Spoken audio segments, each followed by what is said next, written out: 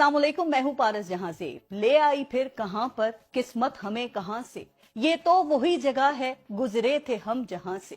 कहा जाता है कि सियासत के सीने में दिल नहीं होता, लेकिन पाकिस्तान में तो इसमें जज्बात भी नहीं होते, एहसासात भी नहीं होते, अपनी कही पुरानी बातें भी नहीं होती। बस अगर कुछ होता है तो वो मफाद होता है, कभी कौमी मफाद, कभी सियासी मफाद और कभी जाती मफाद। ये मफाद ही तो होता है जो सियासतदानों को कभी उस दर ले जाता है, कभी इस दर, कभी उसके घर और कभी इसके घर। लेकिन ख्वाहिश होती है सिर्फ और सिर्फ बड़ा घर, इक्तदार का घर। और इस घर तक पहुंचने के लिए चाहे उन्हें बाप से वोट लेने पड़े या फिर किसी को बाप ही क्यों ना बनाना पड़े, सब जायज होता है।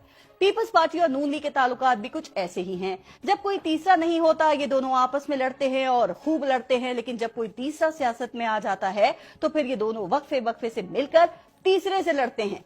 90 की दिहाई में ये एक दूसरे से लड़ते रहे, लेकिन जब जनाब मुशर्रफ और काफ लीग आ गई तो इन दोनों ने मिलकर मिसाके जमहूरियत कर लिया, एक दूसरे के बजाय मिलकर लड़ने का मुआहदा कर लिया। जैसे ही काफ लीग कमजोर हुई तो फिर एक दूसरे को सड़कों पर घसीटने, धरती के नासूर, ग्रेटर पंजाब और सिक्योरिटी रिस्क जैसे बयानात सामने आने लगे। जब मफाद आया तो मरी में जजों की बहाली का मुआहदा हो गया, जब मफाद निकल गया तो पंजाब की चलती हुकूमत मुअत्तल करके गवर्नर राज लगा दिया गया।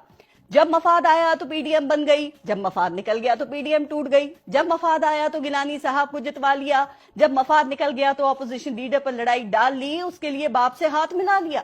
जब मफाद आया तो मरियम लाड़काना चली गई, मरियम बिलावल बहन भाई बन गए। जब मफाद निकल गया तो एक दूसरे पर डील के इल्जामात लगा दिए। जब इमरान खान को घर भेजने में नाकामी हुई तो अब एक बार फिर सियासी मफाद साझा हो गया और पीपल्स पार्टी फिर मिलकर तीसरे से लड़ने के लिए नून लीग के दर पर पहुंच गई। इस बार मुलाकात का असर कितनी देर चलेगा?